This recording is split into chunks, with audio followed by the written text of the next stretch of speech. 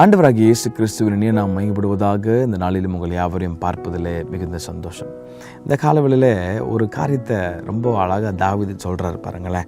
86ஆம் சங்கீதம் 13ஆம் வசனத்தில் ஒரு வசனத்தை தாவீது சொல்கிறார். நீர் எனக்கு பாராட்டின உம்முடைய கிருபை பெரியது அப்படின்னு சொல்கிறோம். இதில் என்னங்க ஸ்பெஷலாக இருக்குது அப்படின்னா, இது ரொம்ப ஸ்பெஷலான ஒரு வார்த்தை இருக்குது. தாவீது ஒரு பெரிய ராஜா, was a very talented man, very skillful man, நல்ல பாட தெரிஞ்சவர்.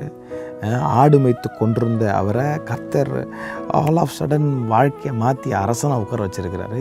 கிட்டத்தட்ட ஐ திங்க் ஒரு 40 வருஷம் இஸ்ரவேலை ஆளுகிற ஒரு பெரிய ஒரு மைட்டி ராஜாவாக கர்த்தர் நிற்கிறாரு.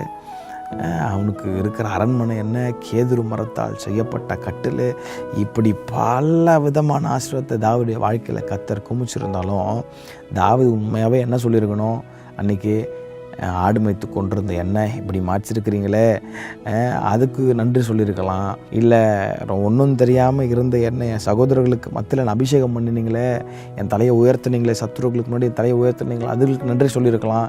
ஆனால் உலக பிரகாரமான ஆசீர்வாதத்தை குறித்து அவன் நன்றி சொல்லியிருக்கலாம். ஆனால் எதுக்குமே நன்றி சொல்லாமல் ஒரே ஒரு காரியத்தை மட்டும் அவன் ரொம்ப அதை ப்ரெஷர்ஸை நினச்சி சொல்கிறான். அதான் வாசித்தோம், நீர் எனக்கு பாராட்டின உம்முடைய கிருபை பெரியது அப்படின்னு சொல்கிறான்.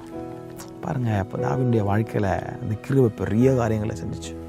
இன்றைக்கி நீங்கள் எதை மேன்மை பாராட்டுறீங்க? எதை மேன்மை பாராட்டுறீங்க?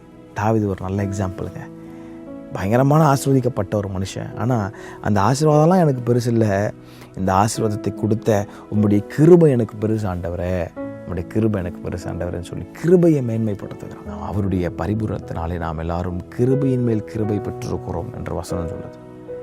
ஒரு மனுஷன் கிருபையை அவன் அதிகமாக நம்பி வாழும்போது, கிருபை உயர்த்தி பேசினால பாருங்கள், இன்றைக்கி தாவீதுடைய வாழ்க்கையில் பெரிய ஆசீர்வாதத்தை கர்த்தர் கொடுத்தார். நிறைய காரியத்தை குறித்து நன்றி சொல்ல அவருக்கு வாய்ப்புகள் இருந்தோம். தாவீது சொல்கிறார், நீர் என்மேல் பாராட்டின கிருபை பெரியது. இன்றைக்கி நீங்கள் சொல்லுவீங்களா, என்மேல் நீங்கள் பாராட்டின கிருபை ரொம்ப பெருசாண்டவரே?